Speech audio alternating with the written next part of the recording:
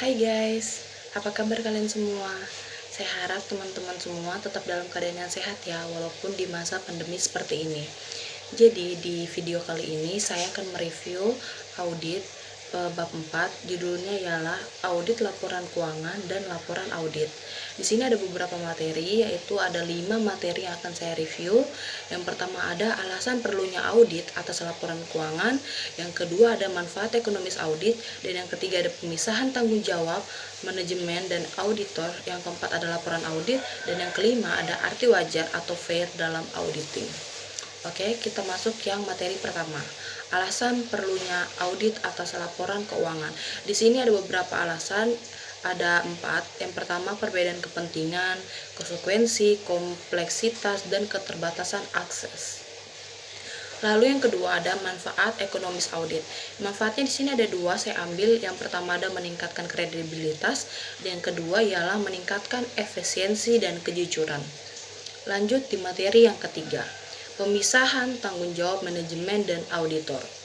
Pemisahannya itu ada 2. Yang pertama, manajemen bertanggung jawab atas pembuatan dan isi laporan keuangan yang dimuat dalam ASLC atau pernyataan manajemen. Dan yang kedua ada auditor independen bertanggung jawab memberikan pendapat mengenai kewajaran laporan keuangan yang dihasilkan oleh manajemen. Kita lanjut di materi keempat. Yang keempat ialah laporan audit. Nah, laporan audit di sini merupakan media yang dipakai oleh auditor dalam berkomunikasi dengan masyarakat lingkungannya.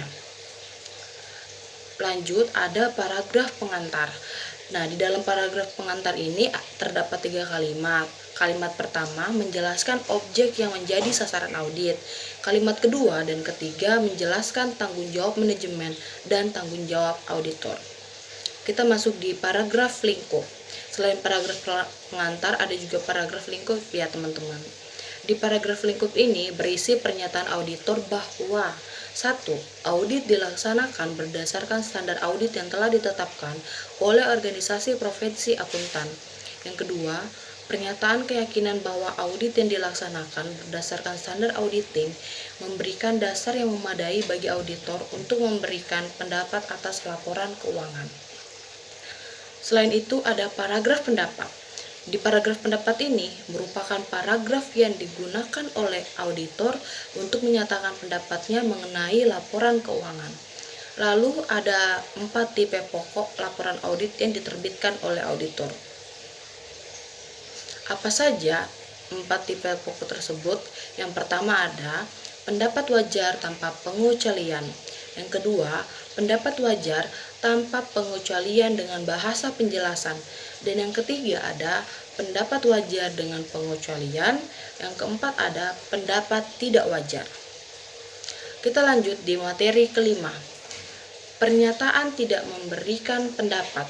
Di pernyataan ini ada beberapa kondisi yang menyebabkan auditor tidak memberikan pendapat, antara lain ada 2. Yang pertama, pembatasan yang luar biasa terhadap lingkup audit, dan yang kedua, auditor tidak independen dalam hubungannya dengan klien. Kita lanjut masuk di unsur laporan audit. Unsur laporan audit ini ada beberapa. Yang pertama ada pihak yang dituju, yang kedua ada paragraf pengantar, dan yang ketiga ada paragraf lingkup, dan keempat ada paragraf pendapat, dan kelima ada nama auditor, dan yang keenam ada nomor izin akuntan publik, dan yang ketujuh ada tanda tangan, dan terakhir ada tanggal laporan audit. Jadi di dalam bab 4 ini yang tentang audit laporan keuangan dan laporan audit itu saja yang bisa saya review. Semoga apa yang saya berikan, apa yang saya jelaskan, saya utarakan kepada teman-teman semua itu bisa bermanfaat dan teman-teman mengerti. Terima kasih, sampai jumpa di video berikutnya di bab 5.